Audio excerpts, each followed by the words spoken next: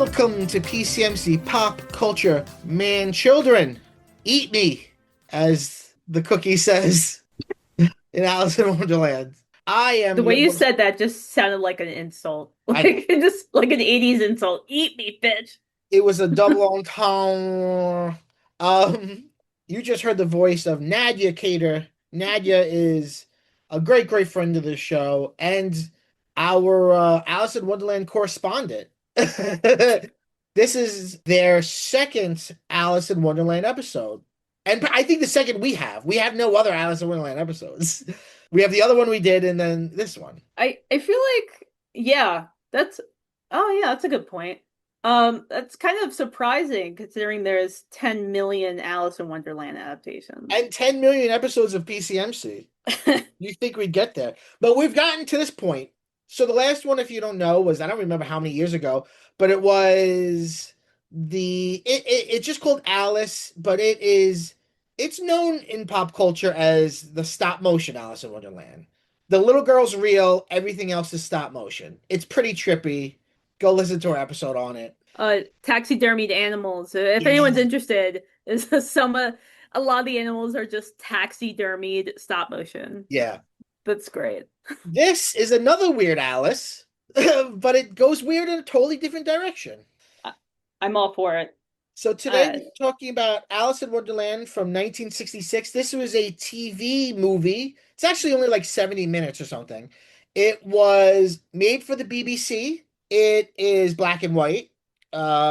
It was produced and directed by Jonathan Miller, who's an interesting guy. He had been part of Beyond the Fringe, which was like I don't think it was ever on TV or anything, but it was like this comedic thing that was part of the Fringe Festival, but aside from it and kind of making fun of it.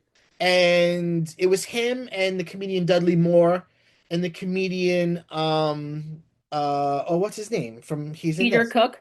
Is it Peter? Peter Cook. Peter Yeah. Cook. Yeah. I was looking at this like right before we started. Yeah, But Peter Cook plays the Mad Hatter in this. Or you know him as the priest in the old priest in Princess Bride. Marriage. He's that guy. He does a lot of oh, great voices. So he was sort of a comedian figure first, but then he made a groundbreaking like science show called The Body in Question, which was kind of like I guess a little bit in the mold of Carl Sagan's Cosmos, but it was all about biology. And he hosted it, and it was a big deal. And then he did just a lot of other stuff for the BBC. He's a really interesting guy. He did a good documentary later on in life about belief and atheism and disbelief and stuff like that. It was really interesting. But he directed this, and he has a lot of he had a lot of things. He's no longer with us. He had a lot of things to say about this, and I think it's worth look as we go through it, looking through some of the things he said, but also taking them with a grain of salt.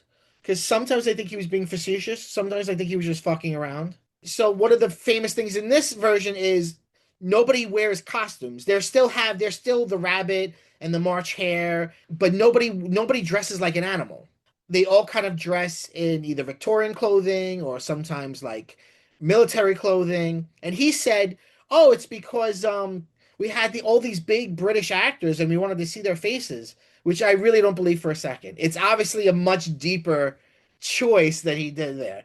Um, but this is a really well, you know what, Nadia, I've already talked too much. When did you first see this, and what are your feelings about this version? well, just a little personal context is I'm going back to school. I'm still working full time. I am so Boo.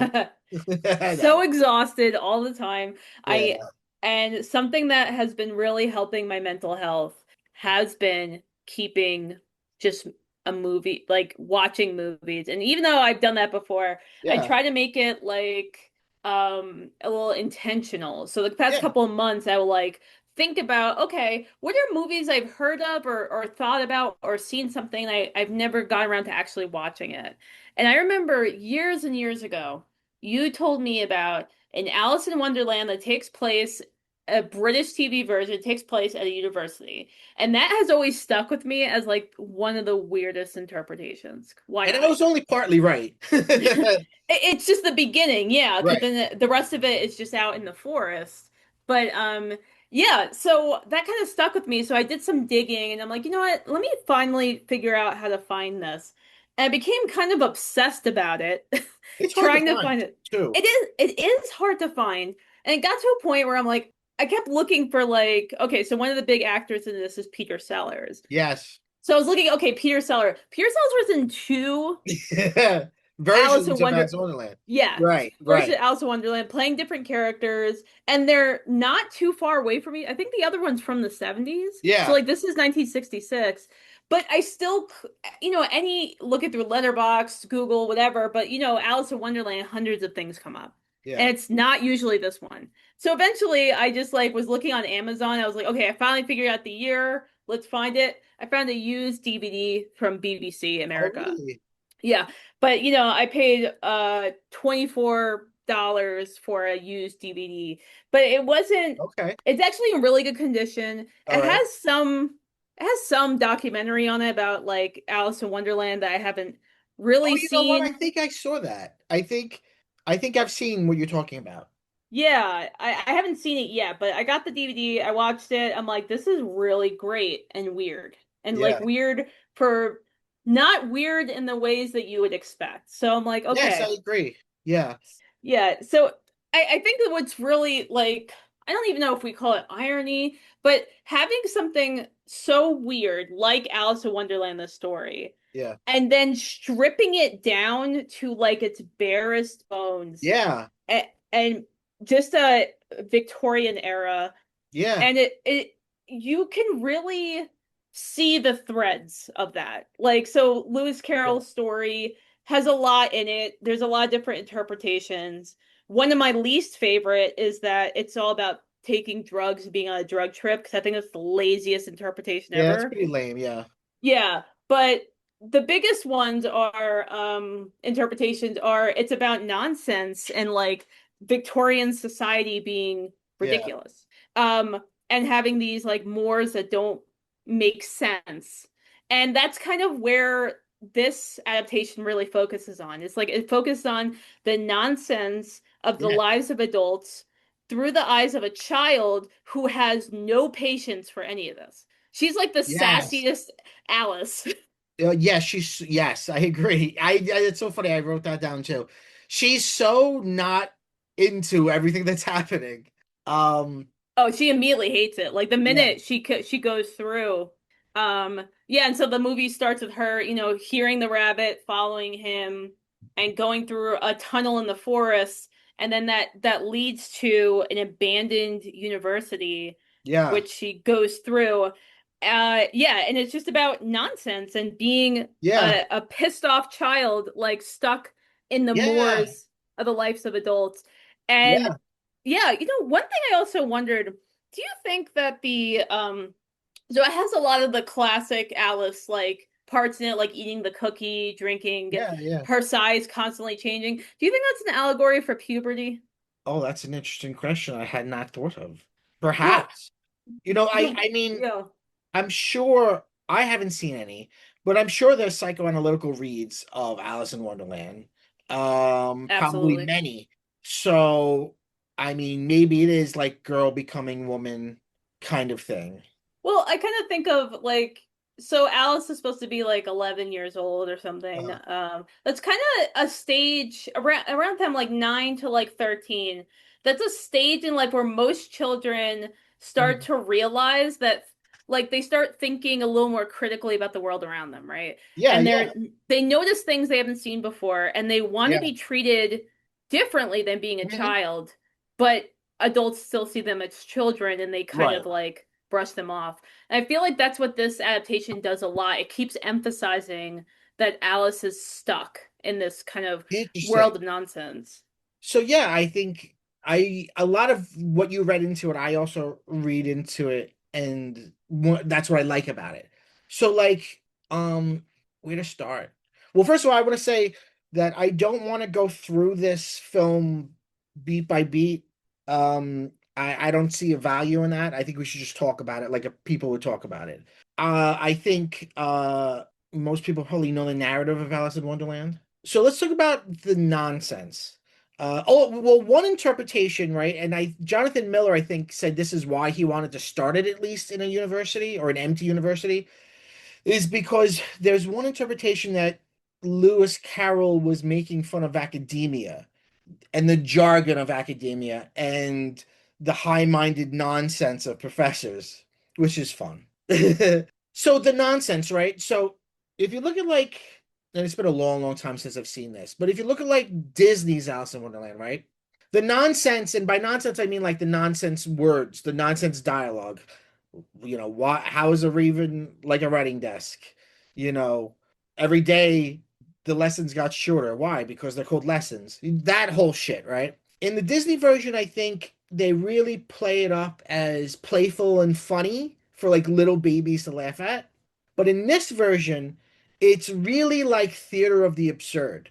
Really, they're using dialogue straight out of the book, but you almost don't need it at all. It almost plays more like gibberish. Like it's just word salad being said. This version is more makes less sense. And I've never read the book, by the way, but this version makes less sense than most other versions. This version is, barely holding on, barely grasping the idea of it being a narrative. It's mostly just stuff happening and her going from one stupid conversation to another. And the little girl who plays Alice is named Marianne. What's her name? I just looked this up. What was this kid's name? Oh, Marianne Malik. This is the only thing she ever did as an actress. And Jonathan Miller said he cast her because she had a dour, depressed Victorian child nature to her. And she plays it in a very interesting way, which is she's very monotone. She maybe because she was young and not really an actress, but she plays very monotone. She's also directed to never look at what's happening. Like she'll be in the frame looking off in the distance and barely engaging with what's happening. It's really interesting the sort of disaffected air that she has both through her performance and the way that she's staged. Yeah, it's almost like she's just so checked out. Yeah. Which kind of like that kind of like made me think about the puberty thing too, of Oh just like yeah. I'm just so tired of your crap. Right. Um and the nonsense, which I agree with you. A lot of it is such word salad. But it's also interesting like the different kinds of word salad. Yeah. Like we have the academic side, Yeah. but then we also have like the authoritarian, which is comes Yes. from the female characters and like the Duchess, the Queen, that kind of thing. So it's kind of like you're trapped in endless nonsense Yeah, of yeah, yeah. different That's a good flavors. point. Right? One's more like political nonsense. One is, the mock turtle is very kind of academic nonsense. There was a character, and they don't always tell you who the characters No, are. no, right. You kind of Um, no, they don't at all. well, I also think that's something like adults do too. Have you ever been in like a social setting and there are kids there, and sometimes adults just completely ignore them? Yes, that's Have you ever noticed that? yeah, Yeah, because I do it. No, I I'm try nice to to like people's kids, but yeah. no, I totally understand what you're saying. Yeah. Yeah, so I kind of that's what kind of like was hitting me with the different kid stuff is like mostly they ignore her until they demand something from her. And the demands don't Yeah, make sense. of course. It'll be like, okay, we're having a caucus race, and then all these characters, well, the caucus race is like a political race, but they're doing it literally where people are Right. running. Yeah. And they're like, okay, so everyone wins. Okay, what happens when you win? Well, you get prizes. Okay, where are my prizes? Well, she has them. Or so Alice has Right. to go through her own stuff and give adults Yeah. things. It Yeah. was so bizarre. Extremely bizarre. Yeah, it's okay, so there's a lot to unpack here. So in terms of them not telling you who people are, right? Because like you would know who the rabbit is because you look like a rabbit, right? But no one looks like anything here. Sometimes they'll refer to somebody, you know what I mean, like the Duchess, but or the Queen. But other than that, you kind of have to figure out who people are.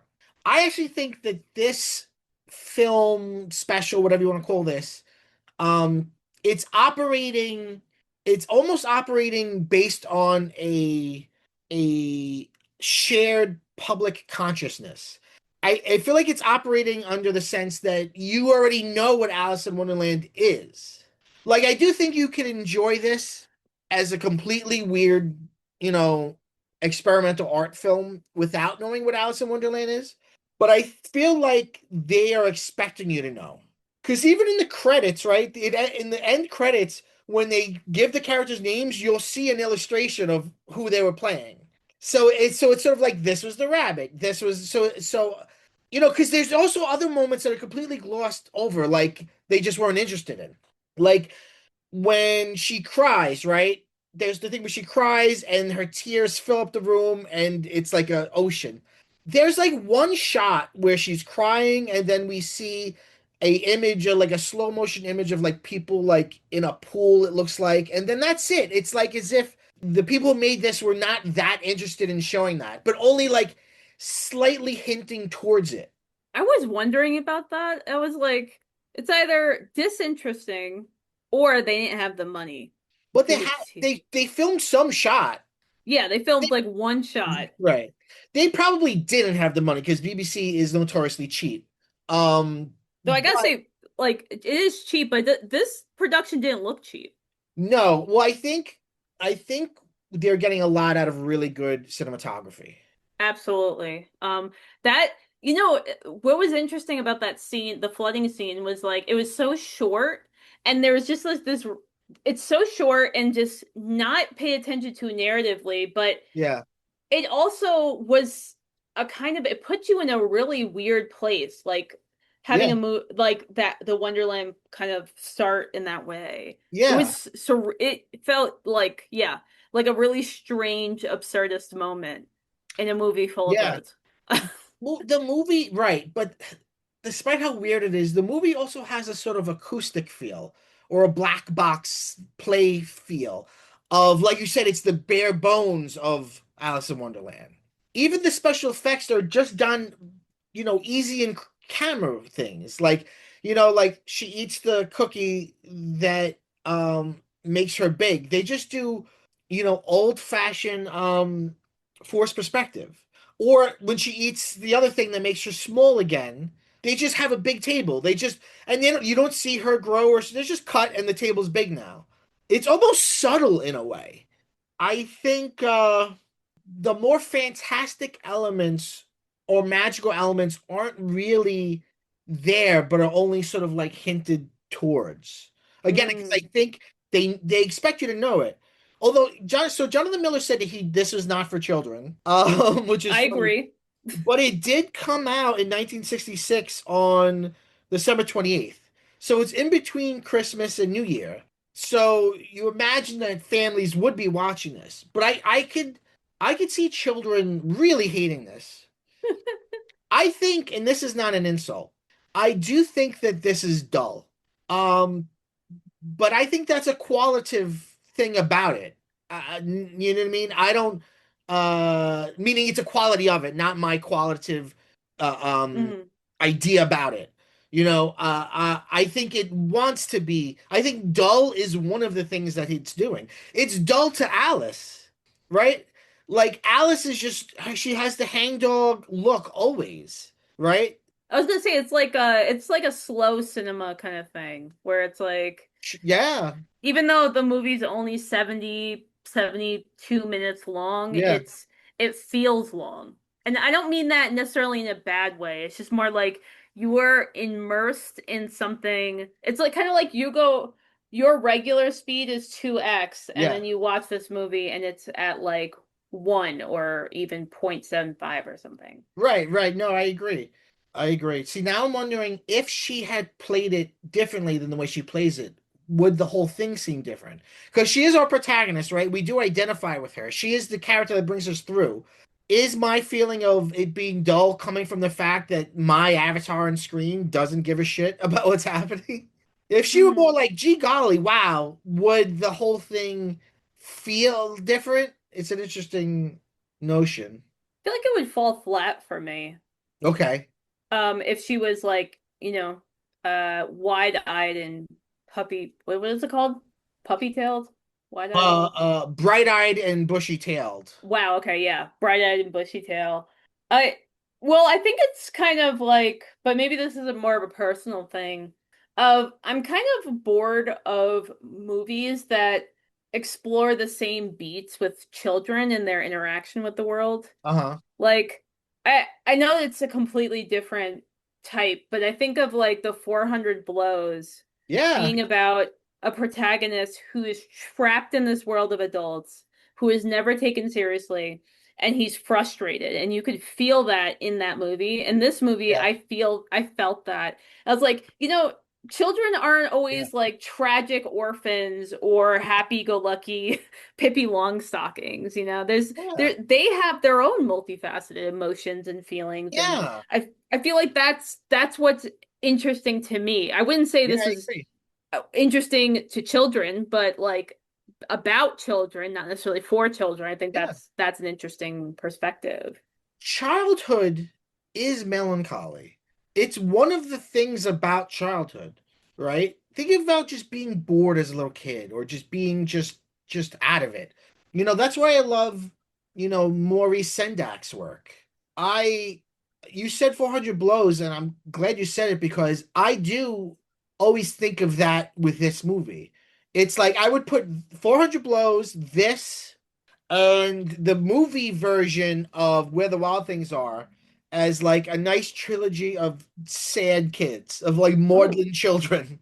Because it is like I mean, so going back to the beginning, before she goes into Wonderland, and all she does is lay down and fall asleep, right? Like it's very this movie is very, very just clear like she's dreaming. Um it's not like a surprise or a weird interpretation. It's like she lays down and falls asleep because she's fucking bored. But it begins with we'll talk about that opening shot. That's amazing. But after that, the real like beginning of the narrative is you see Alice and her sister, and they have some sort of maid, and the maid is put them in front of a mirror. Again, a mirror is a big thing in these stories, and it's a big visual motif here. And the maid is like combing their hair and making them look like pretty girls, and like putting, m- you know, put on your little hat now and tie it, and they just want to go out and play in the woods. Like no one's even going to see them, yet still they're going through this nonsense ritual of being prettied up to go out and play in good clothes. And and it's sort of like there's very little dialogue in that scene. And Alice's sister is kind of standing there bored, like, come on, let's go. And Alice clearly just wants to go and play. Like she's not interested in what her hair looks like at all. And finally they go out and play and they just kind of like go walking around in the woods. And then they just sit down and then they lay down and then she falls asleep. It's just sad. Like it's not like this great big adventure. This is some weird dream she's having on a boring ass day. I think the Alice falling asleep is a common, like, 'cause I think that's how the story starts. Like I Is remember yeah, the stop motion Alice also is similar. uh-huh. It doesn't have that scene with the maid dressing them, but it has Alice and her sister in the woods already, and she falls asleep. Okay. I think that's what happened in the Disney version. I could be wrong. But I did read Alice in Wonderland, but it's been a really You long did? time. Yeah, there's a lot of weird stuff that they don't cover in other stories or adaptations. I think Huh. partly for time and partly because it's kind of hard to film. Like I think there's a whole section in the book where she finds Huh. just like a porcelain like world. Everything's porcelain, like Well, old dolls. I think that's Wizard of Oz. Oh, is that Wizard of Oz? Yeah, there's a porcelain world in Wizard of Oz. Oh, okay. Wait. Now I'm just mixing up my weird children's stories. But this adaptation, I think was one of the first times I've seen something with the mock turtle because I don't think I've seen stuff with the Huh. mock turtle. I don't think it's in the Disney version. I don't remember the Disney version enough. I don't remember it in the. taxidermy one either. No. But they're on the beach and he's talking Mhm. about going to school and saying Right, right. bullshit. And it's John Gielgud, like big British actor. How did BBC get so many big British actors to do a TV movie? I think, well, I think it's a smaller world there. You know what I mean? Okay. You know what I mean? No, really, I feel like, like they all do everything. And, this was going to come out around Christmas. I do think, like, look, Peter Sellers did it twice. You know, Alice in Wonderland's a famous story. So I think, probably, also, how much work does it really have to be? It's not long. You kind of come in, do your little bit, and you're done. I could see any actor wanting to do it. Okay. I guess it's also like one of those like famous stories that are done over and over again. Yes. So I guess it kind of almost the equivalent of like when you see famous actors doing like Shakespeare adaptations, like it's Yeah. just like a big thing that people want to be involved in because it's classic text. Um yeah, but I think the sleeping thing might also be where people get the drugs from, or like the Oh yeah. caterpillar smoking a hookah. Oh crap, wait. Okay, so there's a scene, I know we're not doing beat by beat, but there's a scene where Yeah. Alice is being forced to recite a poem, but she can't remember it. She also has Yeah. memory issues that they emphasize in this more than they do in the other ones, where she has this like kind Yeah. of identity crisis because she doesn't Yes, it's remember who she true. is. Yeah. But anyway, she doesn't remember who she is. This guy keeps demanding who she is, and she doesn't know. And he's like he looks like a professor in a library. He's holding a magnifying glass, Yeah. and he makes her recite some poem that she did incorrectly. Which I think that also sticks to the childhood thing or the nonsense of being forced to remember these Remember something. poems Yeah. by heart for some Yeah. reason. But who was that? Like I don't even know what character that was supposed to be. 'Cause they don't Um, explain it. I mean, it's okay if you don't have the answer, but I was just thinking like that was a big scene that was weird and aggressive. I feel like I looked up the actors on IMDb to try to get an idea of who people were. He might have been the caterpillar, because doesn't the caterpillar make her recite a poem? Oh, maybe. Yeah, but again, because they're all people and they're all like not Right. introduced, you wouldn't even know. Right, right, right. Let's It see. really makes you do the work. Yeah, I wonder if I could find it. Let's see. Sir Michael Redgrave as the caterpillar. Huh. Hmm. I don't know who Michael Redgrave is. Sounds important. Oh. As a sir. Um, Oh, yeah, whatever. But I'm gonna make an assumption that that was the caterpillar, just okay. because the caterpillar tells her to Yeah. demands from her That's like poetry. yeah. That's a very surreal scene too, because he's got a dollhouse that he's like dusting, and then she comes and is standing on the other side of it, and we see her through the dollhouse, which I guess is I remember from the Disney animated film her like being in a dollhouse and like growing too big for it and coming out of it. I guess it's kind Mm. of that. Um, and then, but at one point in this, she does shrink down, but she doesn't. It doesn't seem like she's shrinking down in a literal sense. Like we just see her inside the dollhouse for one shot. Um, but I want to Yeah, go back to something, which is the 400 blows, which is I think even though this is England and this is TV, I think that this is very influenced by French New Wave filmmaking. It very much feels very French New Wave to me. It has a playfulness, a surrealness. It seems to lean into having at least in Alice, a non-actor, give you something real. A real emphasis on mise en scène, and I mean that in the critical sense. Like mise en scène means placing on a stage. It comes from theater. But mise en scène from a critical point of view means like reading the composition for meaning. And I feel like composition is really used importantly here. Like composition is used here, is crafted here to tell the story and to make meaning. I think every shot looks beautiful, and I think every composition is thought out. Nothing does every you feel the hand of the creators in everything you see. And that and it's sort of that acoustic feel, like I was saying, and also some of its odd editing, it just felt very inspired by French New Wave, especially someone like, Francois Truffaut, because it does have a French Yeah. it's kind of feeling to it. I would agree. Absolutely. There's also something about the soundtrack too. It just made it Yeah. feel even more 60s. It was Ravi Shankar kind of like Okay. sitar. Yeah, sitars, um, like drum beats. I think at one point I heard a harpsichord. It really feels like it doesn't feel like professionally recorded. It feels like, someone's playing these string instruments or wind instruments in a room and then someone's just recording that and putting it into the film. Yeah. Um, Something else that's interesting about the soundtrack, and I want to know your thoughts on this, is through a lot of the movie, there are like barnyard sounds. There's birds chirping, there's pigs oinking, there's chickens clucking. Sometimes it makes sense, sometimes it doesn't make narrative sense, but it's kind of always there. Yeah. That was so weird. Like I mean, it's odd to say that of just like This because weird ass of what thing. we're covering. Yeah. Yeah. But it was disorienting, and I think that Yeah. I think everything was put together in a way to make it feel disorienting. Yeah. Like the way the filming, the cinematography.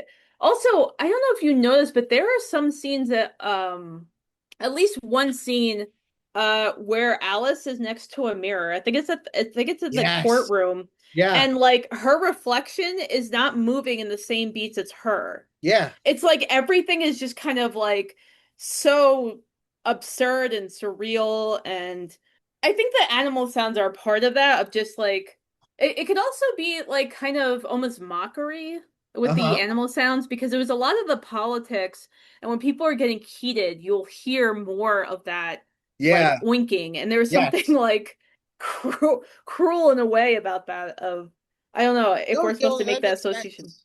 It's Well, very, very yeah. surreal. Well, during the caucus race, you hear it a lot, right?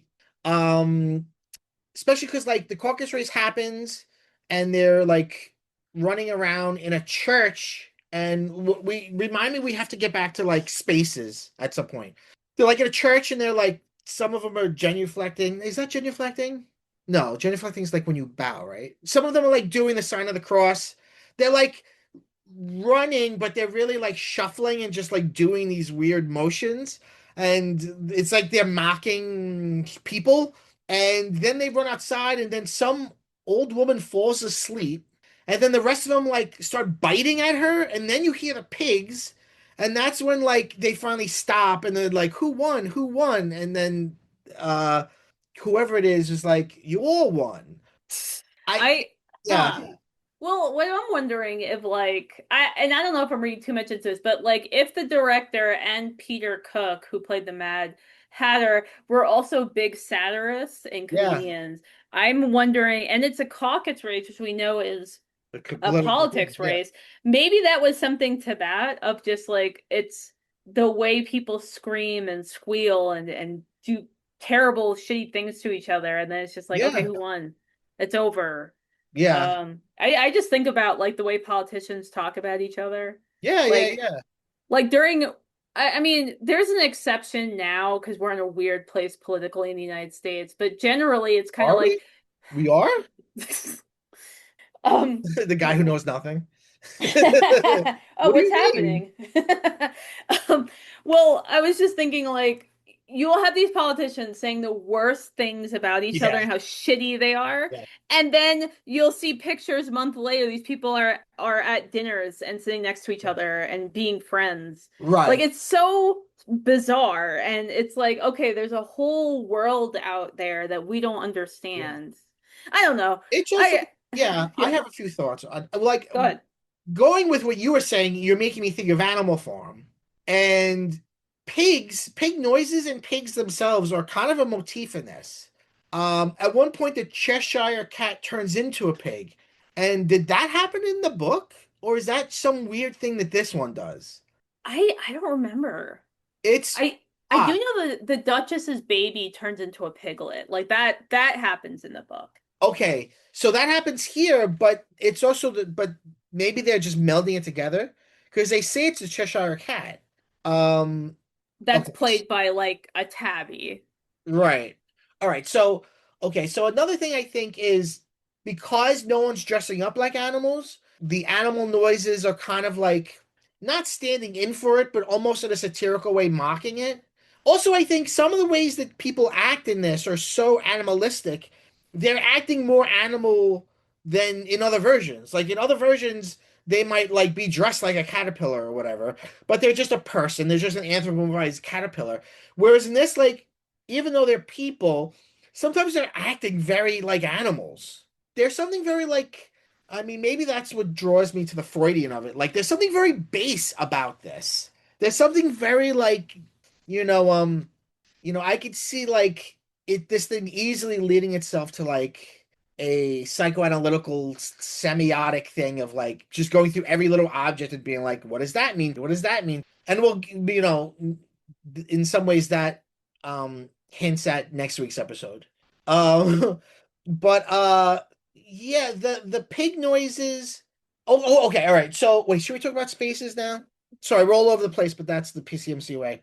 All right, so spaces are very weird in this. Okay, so we. Oh wait, you know what? I'm sorry. That's all right. Let me do this first. I want to talk about the opening image. It begins with it almost like a painting. It's the girl who plays Alice, just a close up of her, and she's like in a bush, like Homer Simpson meme. She's like in a bush. She's surrounded by leaves, and it's just her like sad looking face. And we hear something which I later looked up and found because I originally thought this must be from the book, but it's not. It's from Ode, Imitations of Immortality from Recollections of Early Childhood by William Wordsworth. And or Wordsworth? I'm not very learned. But this is what you hear. There was a time when meadow, grove, and stream, the earth in every common sight, to me did seem apparelled in celestial light, the glory of the freshness of a dream. And then it says Alice in Wonderland. So it's interesting that it begins with this poem that's about dreaming, and also about nature and the wonder of nature. And it is this very striking opening that it's kind of its own extra textual thing. The next time we see her, she's inside getting her hair combed. So like, what is she doing in that field? Like, it's just a very striking opening image.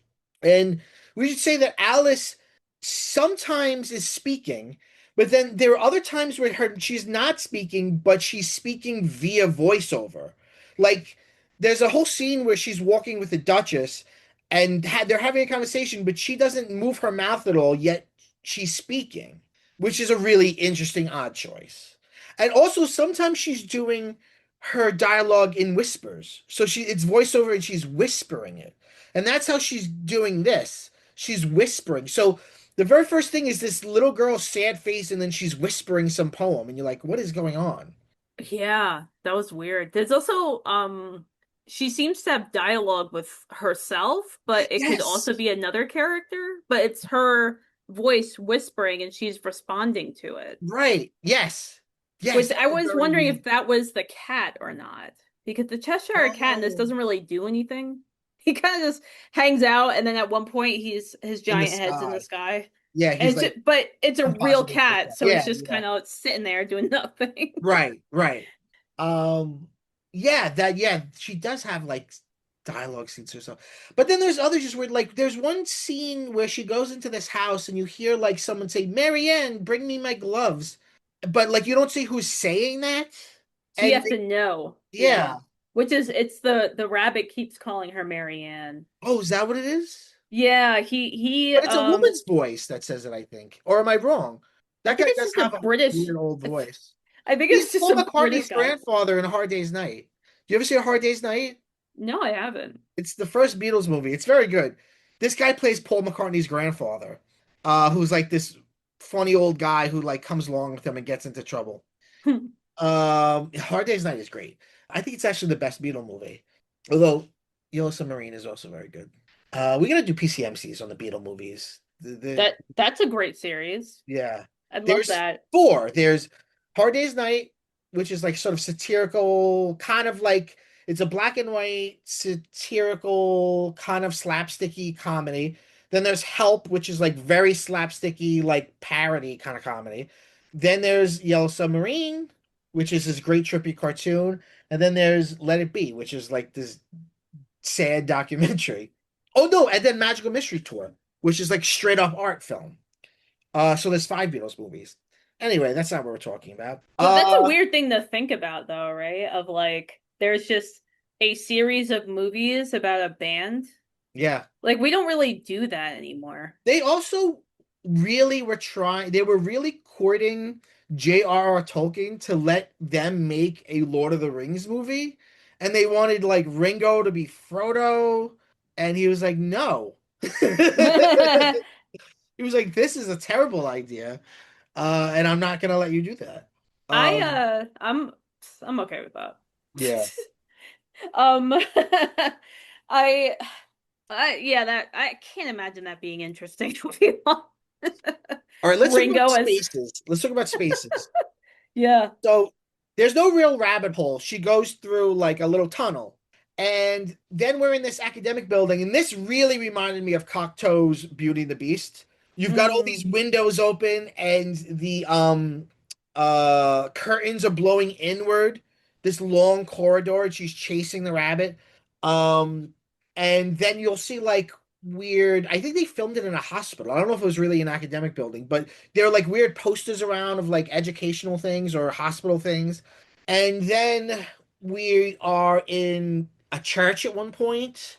We're outside in a field when they're like playing croquet, but with pink flamingos.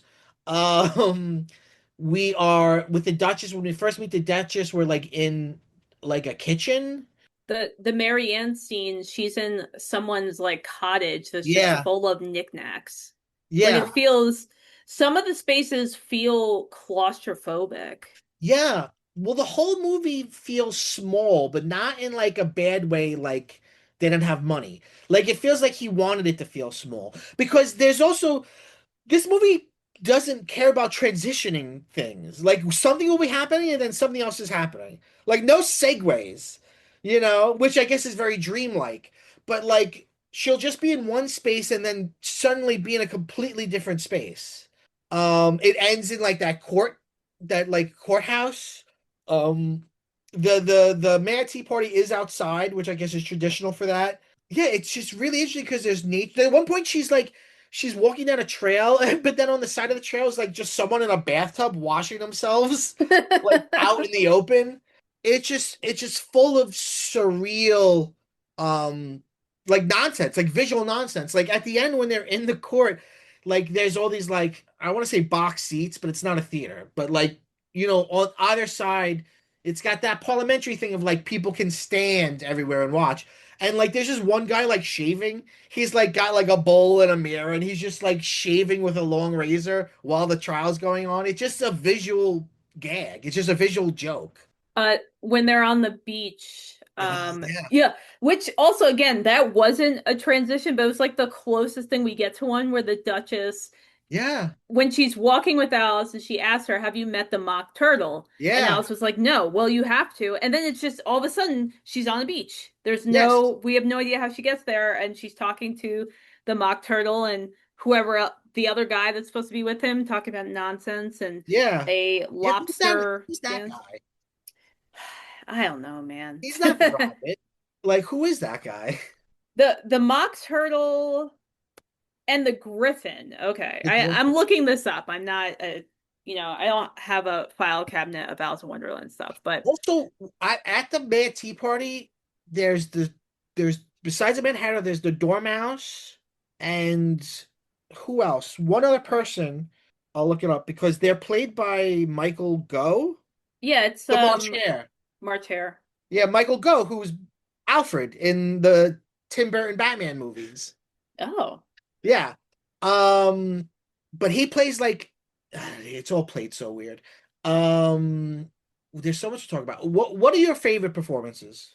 In this movie. I really like the Mad Hatter. I feel like Yeah. he's playing it in a way that is And I think that's kind of true with the character of like he's Yeah. playing it like everything's a big joke. And he's the only Yeah. adult doing that. Um Yeah. but it's all a big joke to him, which again is still inconveniencing Alice and doesn't help her. Like every adult in this does Yeah. not help her. Yeah. Um I I also I don't know if I would say I just think all the performances are really interesting because like the Yeah. Duchess is played, and I don't know if this is Oh, a British I wanted thing, to ask you what you thought of that. a man in a dress, which I'm like, I don't know, this just feels like a British thing. But the I, Duchess is yeah, playing it maybe, but straight. they could have done that with anybody. They could have done it with the Queen. Like, it's a choice to have the Duchess played by a cisgendered male in a dress, and I don't Yeah, know but why. I don't know either, but I think he plays it well. No, he Like does it. it's not Yeah, he does it. Yeah. it's just such a thing that's not really a thing anymore. I kind of just took yeah, I just kind of took that as like he's not a trans woman, No. he's not a man in a dress. He's like, okay, I'm playing a role. And I think everyone just like gives it with the exception Well, of Alice, which I think is because she's the way she was directed and she yeah. wasn't a professional actor. I think everyone's playing it like really seriously, and there's something really fascinating about that. Well, all right. So I feel like from our 2026 eyes, we wouldn't bat an eye at a gender swap like that. But I feel like this is 1966 England. They must think it's hilarious. Yeah, that's what I was thinking. Like it's a British thing. Right. Like, They're like, how funny is this? It's this guy. Um, but going back to Mad Hatter, you know what I really like about what he's doing is, well, first of all, he keeps spiking the camera. He keeps looking directly into the camera, which I don't know if he was part of Beyond the Fringe, so he might have been very close to Jonathan Miller, the director, but he just keeps doing it. Like he's talking right to us, which is fun, but he plays it, I feel like, in a very satirical way. I feel like he's making fun of a certain type of stuffy British person. Because some people play the Mad Hatter as like almost like the Joker, like I'm laughing maniacally and I'm just completely crazy. Like that SNL sketch where it's Steve Buscemi and he's like, I eat my own poop. And everyone's like, whoa, that's a little too mad. Do you remember do you remember that sketch? I don't. Look up SNL Mad Hatter Steve Buscemi. It's Um, great. but anyway, he's not playing like that, and he's not laughing like that. He's laughing like a dumb guy who's entertained by his own stupidity. Like he's like, like he's laughing at his own bullshit that he's saying, and he's not really listening to people. I feel like he's playing the kind of guy you might meet. Yeah, I kind of took it as if I use that analogy of being a kid at an adult party, Yeah, right? So that's kind of how I took it of like you don't really understand what's going on and no one cares enough to explain it to you, yeah, but they have expectations of you. I took him as almost like your asshole uncle who's so over everybody, but is also everything's a joke to him. yes, I feel like yes, everyone has an uncle like that yes, or a cousin yeah, who's there, but he's doing his own thing to yeah. tolerate being in a room full of idiots. Yeah. And I really love at the trial at the end when he is talking to the king. Because first of all, it's him and Peter Sellers, which I think is the other great performance here, comedically. Um, and he's like, "Oh, I'm just a poor man," like I love all of that. That Um, was good. Peter Sellers, I think, is very funny in this. Even like just simple shit he makes funny. Like it's not that funny, but he makes it funny. Like there's the king's son who says something stupid, and the queen's like, he's such an imbecile. He's like, yes, but he's tall. He's very, very tall. Like, what is that? What does that mean? And It's a very like, British comedy. yeah, like just some of his line deliveries of like just nonsense lines are like very funny. Um, yeah, I really like Peter Sellers in it, and I really like Peter Cook. Yeah, Peter Cook. For some reason I want to call him Tim Cook, but that's the guy who runs Apple. Tim Yeah, Apple, as the Tim president Apple. called him. Uh, Yeah, yeah, I love those performances.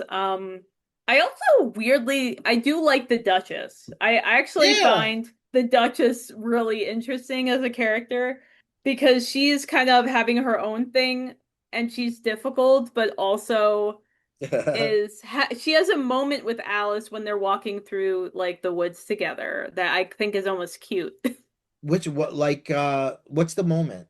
It's right before she goes to meet the mock turtle. It's just like they're just talking one on one while walking in the Oh, forest. right, and the And that's camera just keeps going around them in circles. yeah, and that's like the only time Alice is really like um at least is talking to somebody. Like But most of she's the time it's not people in talking that at her. scene. That's all voiceover, and that's the scene where she's completely not moving her mouth. Yeah, that's But just you're right. weird. Right. But you're right. She is engaging. And that feels like a scene where the Duchess is actually giving her some actual advice about something, or at least guiding her in some useful way. Because isn't she like warning about the Queen or something like that? Yeah, which their relationship, the Queen and the Duchess have a very weird relationship. Yeah, yeah. I They're like the like Queen too. The Queen's good too. And John, Sir John Gielgud, like, he's like this famous British. He has this gravitas, and it works so well for the Mock Turtle as like this overly stuffy guy. And he's funny in his dryness. Like, we had a teacher who was a turtle, but we called him Tortoise. Why'd you call him Tortoise? Because he taught us. Like the yeah, way, like, yeah. And I, no, that's yeah. something else I wanted to say. I love all the weird wordplay, and That's all that's this really fucking is. That's all the book is. yeah, I'm guessing. It's all you're that. right. Like lesson. Um Which I yeah. think that's part of what makes this such an enduring story. Like it was Yeah. written in the 1800s and we still talk about it. We still, even if you've never read it, you know the baseline of Alice. Similar to Wizard of Oz, like it has this huge staying power. It's They're been I mean adapted so many times. they're really like Wizard of Oz and Alice in Wonderland are really like reflections of each other. They're like the British version and the American version. You know what I mean? Mm. Um, let's see. Look at my handy dandy notes here. I should say, even though she's like, obviously she's not really an actor, she's doing a good performance. I mean, she's like, to have all that crazy shit going on and her just having that hangdog look, that 1,000 yard stare. I mean, that's good. And I can see why he cast her. She does have this like sad little face. I think it really works for this movie. Yeah. It's jarring at first, but when you kind of like you just let it sink in, I think it really works. Yeah, yeah. In the trial at the end, um, she starts to grow again, but she doesn't eat anything. She just starts growing, right? And then it ends in a very weird, abrupt way. She says something disrespectful to the queen, and the queen just says, "Off with her head." And we see like it just turns into madness. You see like not a true extreme close up of the queen's mouth, but a optical close up, meaning they took the film and then they just using lenses got like a close up of the mouth, so it's like distorted in a way. And then she wakes up, and then that's it. It's over. I think they did a pretty good job with what they had, and it doesn't, like I said earlier, it doesn't feel cheap or rushed. I think it's just really interesting stylistic choices. And you're right, Alice just keeps like growing, and then people are yelling at her because her Yeah, shape keeps changing, but she's yeah, like, I can't control that. Which I yeah, think I think again that ties into the yeah. childhood and puberty thing. I don't And know. Wait, do you yeah. remember anything like when you were a kid where people would say things about your body or voice changing that Well, just yeah, felt you'd see like uncomfortable? an uncle or whatever, or not an uncle, but like you'd see like a distant someone, and they'd be like, the last time I saw you with you this big. Remember me? I'm cousin Phil. And you're like, I obviously don't. I have no memories from when I was a baby. You know? That's why when I do talk to kids, I try to never say shit like that. Me neither. Also, I had an uncle who thought it was very, I guess we'd call it problematic now. It was more just like corny. I had an uncle who thought it was very funny to ask children if they had girlfriends and boyfriends. He'd be like, "Hey, you got a girlfriend?" And it's like, "I'm 6, so no, but thanks for I asking." I I also often hate will ask that. kids. My shtick is I'll ask kids if they have a job. I'm like, "You have a job yet?" Um, that's my No, that's I my think that's shtick. a good, yeah, that's a good It's stick. less That's a good, sexualizing. Um, yeah. I think of like when I was a kid where people would just ask me things that are kind of a joke, but I'm not in on the joke. Or but Right, like right, right. or comments like, why are you so short? Or look at your feet or something stupid like that. And I'm like, Yeah. I don't know why I'm short. Why are you asking me this? I'm a Yeah, yeah, kid. yeah, And I kind of felt that same thing with what was happening in the courtroom. Like, stop growing, Alice. yeah, yeah, Or Marianne, or fuck they're calling her. yeah, yeah, But yeah. yeah, being a kid sucks. Yeah. Right. Well, that's the thing. Like, people don't talk about that enough.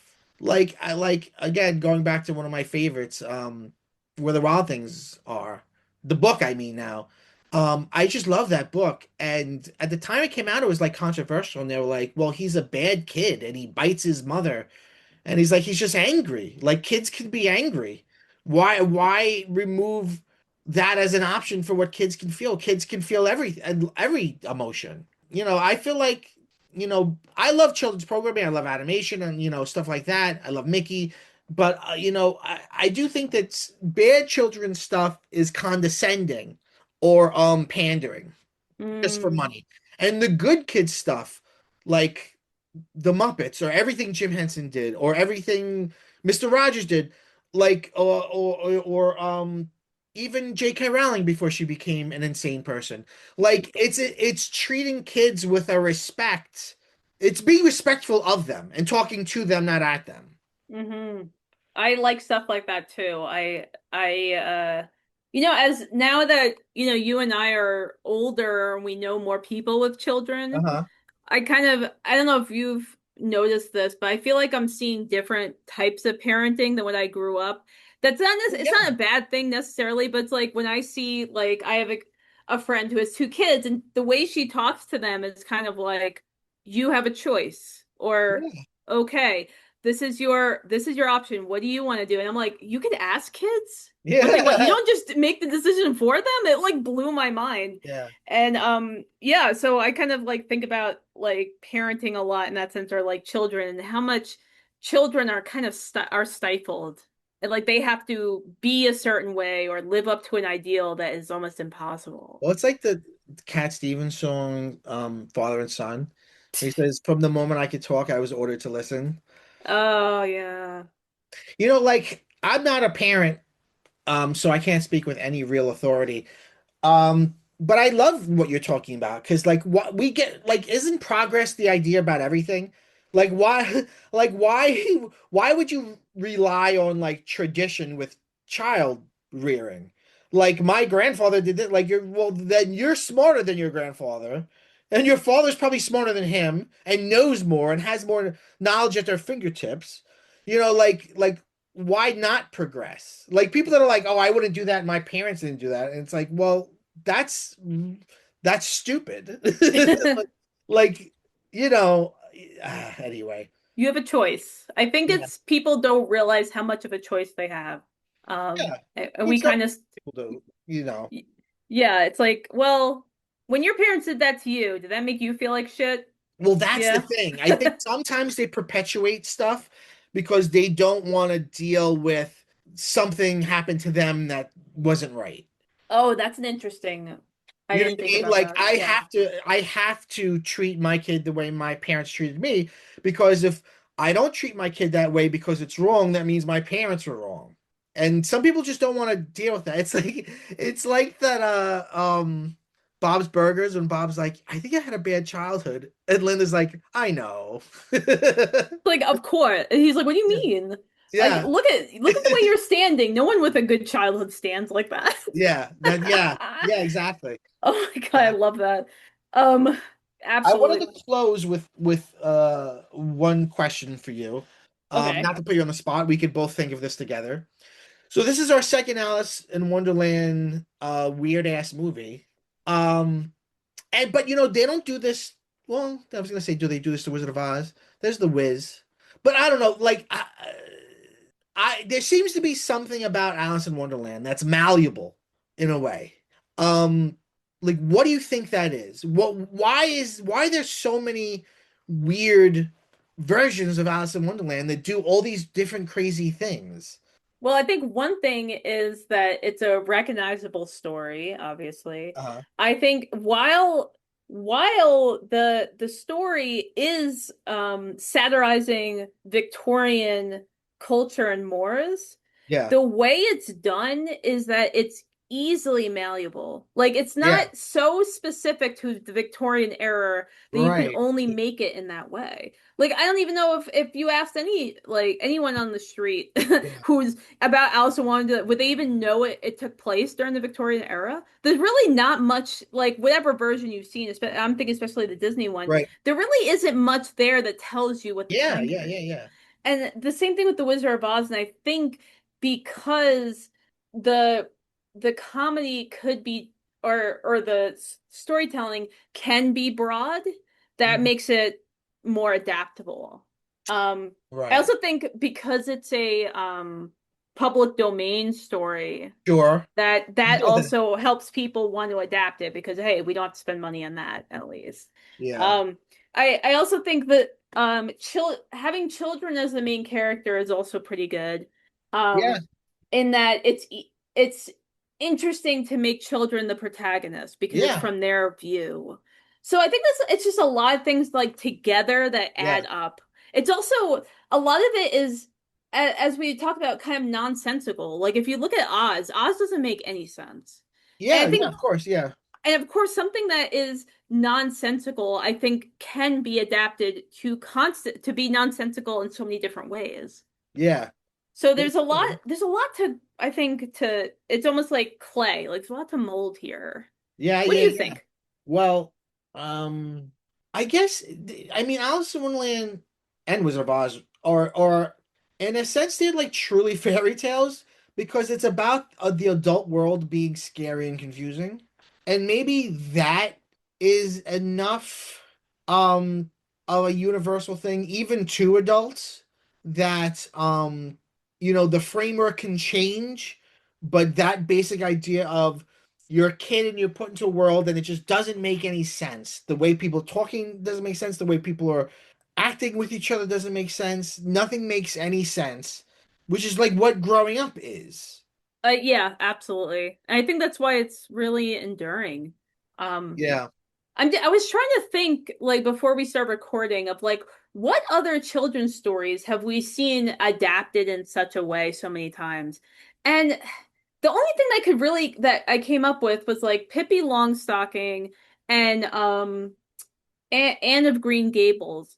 But both of those stories are very much in their own time periods. But are there like weird versions of those? I don't, I Like wouldn't, this? no, no, I don't think so. I think they're usually played pretty straight. Right. Right. So I can't really think of anything. There's something about those two stories that are just so enduring. Yeah. Or the worlds that they build are so enduring Yeah, yeah, rather. yeah. Interesting. Um, which I think also plays a part to that kind of timelessness that you and I were both talking about of like because it's such a world outside of ours and it's so nonsensical and strange that it's really easy to just work with that rather Yeah. than like very specific 1950s New York, for Right, example, right, something right, like right, right. that. Right. That There's always that's going to be children, and they're always going to grow up. And we were all children who grew up, and we all have inner children, that, are constantly dealing with this bullshit. yeah. Did you ever see the Tim Burton Alice in Wonderland movies? Yes, I saw the first one. I know there's two. I remember not hating it, but I was in a charitable mood that day. I remember being in a wow, I can't say the word charitable mood that day. I was like, there's things here I like. I mean, it's basically stupid. So like every Tim Burton movie is basically All the stupid. latter day stuff, latter day Burton. No, but I mean, there's good stuff. I kind of like Dumbo. Uh, Hmm. anyway, I can't have this conversation again. But Nadia, I think we did it. I think we talked about the BBC Alice in Wonderland from 1966. If you want to watch it, the only place I found it was well, it's in parts on YouTube, but it's also for free on Daily Motion. So, and it's only takes 70 minutes of your time. So It's take some fun. acid and then watch it. Why not? You know what I mean? Challenge yourself. Have you ever done hallucinogenics? I never have. I did mushrooms once. How was it? Did it did it change your life forever and open your brain the way all these mushroom people like are constantly Lying thinking? about. Yeah. Well, I took it in a very specific instance. I've heard of people doing mushrooms and just like watching cartoons at home, which I'm like, I'm not gonna do that. Huh. Uh, yeah, actually, me and Danny went to a guide in California, and we Oh, just it was like a whole almost like how this woman put does it is like a spiritual experience. So okay. it's really kind of hippy dippy new age, but Sure. it, well, one thing, it made me feel great. And safe to transform. So I guess I thought about things at the time where or afterwards, like a week after I did it, I feel like I had all these realizations about my life and people in it. Okay. So Yeah, that's so in mistake. a yeah, Yeah. so in a way it did hit me. I've Do you feel like also today, right now, you still think in a different way? Or, you had those revelations and you went back to who you are? I think it was more like hmm, I mean for the, obviously I'm mostly the same. I think the one thing that changed is like one realization I had was kind of like at the time I was having like my brother-in-law was going through all these changes where he was like trying to figure himself out and he was telling us all this stuff that we knew he wasn't going to do. You Uh-huh. know? You ever meet people like that? Like they talk Yeah. so sincerely about stuff they're going to do and you know they're not going to do They it and got they big never do it. plans and it never goes anywhere. Yeah, exactly. So, yeah, and then like at the time it was really stressing us out because he was talking about moving and making like all this stuff and like pretty much upending his life. And then like I thought my first realization was, "Oh, I have to tell this guy he's full of shit and he has to stop doing this stuff because everyone's tired of it." And then as the days went on, like after my mushroom trip, I kind of had a realization of like, that's not my place and that's not my Right, right, business. right. Right. And unless he asks me directly, what do you think of this? Yeah. Why do I have to burst this kid's dreams? And I think that's kind of like what changed in me in that, like, okay, I actually have choices here. Just because someone tells me something does not Yeah. mean that I have the right to give them advice. And that's what I got out of that, which is It's really interesting weird. that your realization was about a different person. You were like, I realized that guy's full of shit. Well, I think what was really about myself was more like I don't have to insert myself into other people's lives. Oh, okay. You don't have to That's mix kind of, in. yeah, it was focused on him, but like the biggest thing was really I don't need to tell people what they're saying or doing or feeling is wrong. That's Oh, not my, yeah, unless they yeah. tell me, "Hey, I want your help or your advice." That's not my business. I'm like, "Okay, you know what? You're gonna figure yourself That's out?" good. Sure. That's a good realization to have. I feel like I didn't realize that I did that so much in my life. So I I guess it comes from my mom just needing to be right all the time, and I feel like she does that. And I'm like, I don't want to be Right, 60 and doing that stuff. So right, right, right. so yeah, so yes, I think a lot of people talk about bullshit about realizations, but Yeah. I think when you're in a The space, doors of perception were blown open, and I could see God, and I realized I'm just one with nah, everything. yeah, that's And nonsense. now I have a podcast that's I have a podcast that's sponsored by Athletic Greens, and I whatever or Mind. What's that thing that it's like? It's I think it's a THC drink that people like. You gotta drink this Monkey Mind or I don't know, whatever. Oh, that sounds stupid and Stupid. Yeah, dangerous. yeah, Do stupid. it. So I Do never it in. did this. I never did this. Well, my drug date, I've been sober for like 11, 12 years or something. Mhm. Um, Long enough that I'm like kind of forgetting, like I've lost count. I counted up until 10 and now I'm further. Um, no, I think it's gonna be 12 this year when I'm in September. September 15th would be my sober birthday. Whoa. But even when I did stuff, I never did it because, there's always that fear looming over you of you can have a bad trip. And your head can get your head can get you into a bad trip. And I am a depressive person, you know? And so I always felt like knowing how, you know, Victorian and dour I am. It's going to be a bad, horrible time. And um, and then some people are like, no, you just need a good guide who could take you out of it. And it's like, I don't know. It's because also, that now that's in my head. Like, even if I wasn't gonna have a bad trip, I have in my head fear of having a bad trip, which will give me a bad trip. So I never did. Yeah. I never did any hallucinogenics. Which, I think that's fine because I think you're right in that if you don't feel safe or comfortable, it doesn't matter. You're gonna go into it feeling scared, and Yeah. that's gonna affect you. So why put yourself in that unless you feel like it's ready to confront that, if you even want to, which No, is you don't have to. And some people get a lot out of doing these trips. Actually, I have a friend who, I'm not against it. I do think it's yeah. fun to make fun of Oh, mushroom sure. people. Yeah, That's they're a like little comedian Caleb Heron has a joke where he's like, "Do you know that mushrooms do this thing to your brain that for the rest of your life all you can talk about is mushrooms?" That's a good one. Well, I mean everyone has different experiences and like choices, but yeah, I mean I have a friend that every once in a while she does like a guided ketamine trip because she's been through a lot Wow, in her life and she said like every time it's kind of like I have to unravel myself. that's And awesome. yeah, and I'm like, you know what? If you're doing this stuff to Hey, yeah. heal, good for you. This was sort of like Um, microdosing, which supposedly can be very helpful.